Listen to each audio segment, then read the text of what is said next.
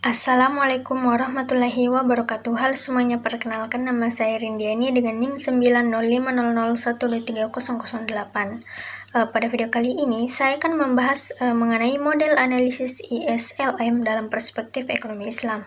Nah, di mana model ISLM adalah kerangka kerja ekonomi makro yang menganalisis interaksi antara sektor real yaitu kurva IS dan sektor moneter atau kurva LM untuk menentukan tingkat keseimbangan pendapatan dan suku bunga.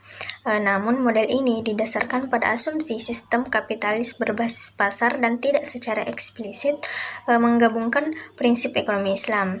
Meskipun demikian, dimungkinkan untuk menerapkan pendekatan ekonomi Islam dalam penelitian empiris dengan menggabungkan prinsip-prinsip keuangan Islam ke dalam analisis.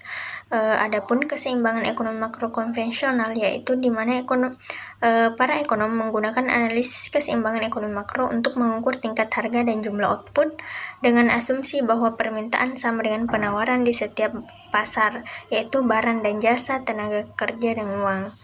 Terdapat 3 model pendekatan utama untuk mengukur tingkat keseimbangan, yaitu ada metode klasik Keynesian dan sintesis klasik Keynesian, di mana pendekatan sintetis klasik Keynesian adalah yang paling banyak digunakan beberapa tahun terakhir dengan menjadikan variabel bunga sebagai indikator utama. Adapun pengertian pasar barang adalah tempat interaksi pembeli dan penjual menentukan jumlah dan harga barang. Kurva IS menyatakan hubungan tingkat suku bunga dan pendapatan pada pasar barang dan jasa. Adapun pasar uang adalah tempat interaksi antara permintaan dan penawaran uang. Dalam model LM, penawaran uang adalah jumlah uang jeral dan kartal yang beredar yang dapat dipengaruhi pemerintah melalui kebijakan moneter.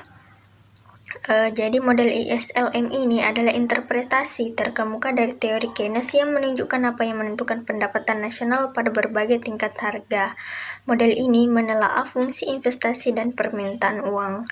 Selanjutnya yaitu faktor-faktor yang mempengaruhi keseimbangan ISLM, di mana kurva IS dipengaruhi oleh bilangan pengganda atau multiplier, kepercayaan masyarakat atau consumer and business confidence, kemudian kepekaan investasi terhadap perubahan tingkat bunga atau interest elasticity of investment, dan ada kebijakan pemerintah atau fiscal policy.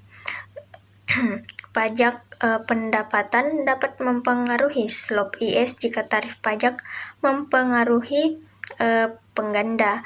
Adapun kurva ILM dipengaruhi oleh yang pertama ada jumlah uang beredar atau money supply, kemudian permintaan uang atau money demand, ada elastisitas permintaan uang untuk spekulasi terhadap tingkat bunga, serta elastisitas permintaan uang untuk transaksi terhadap tingkat pendapatan.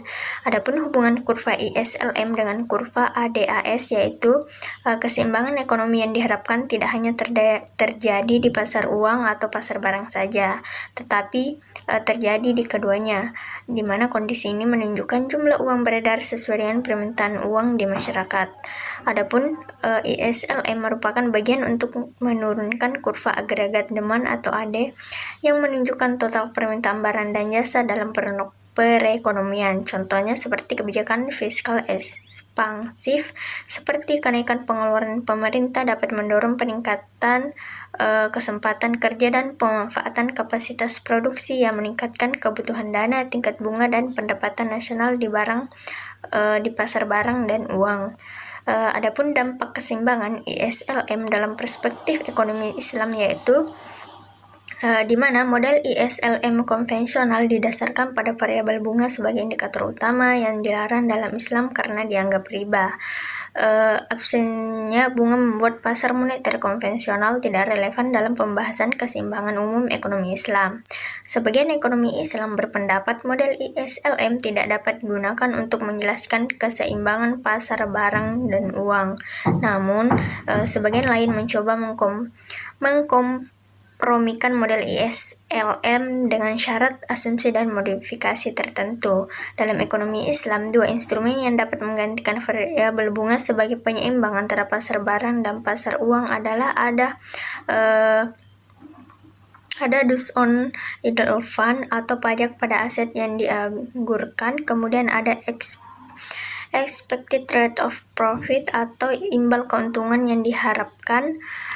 Dalam perspektif ekonomi Islam, keseimbangan ISLM dapat memiliki dampak positif seperti stabilitas ekonomi, peningkatan investasi, dan pengurangan pengangguran. Namun, model ini juga memiliki dampak negatif karena melibatkan suku bunga atau riba dan ketergantungan pada suku bunga yang dapat menyebabkan ketidakstabilan ekonomi. Selain itu, dapat memperlebar kesenjangan ekonomi jika tidak diimbangi dengan kebijakan yang adil dan merata. Jadi, secara keseluruhan, keseimbangan ISLM dalam perspektif ekonomi Islam memerlukan penyesuaian dan modifikasi untuk mematuhi prinsip-prinsip ekonomi Islam agar dapat terarah, adil, dan berkelanjutan. Mungkin itu saja, sekian dari saya. Wassalamualaikum warahmatullahi wabarakatuh.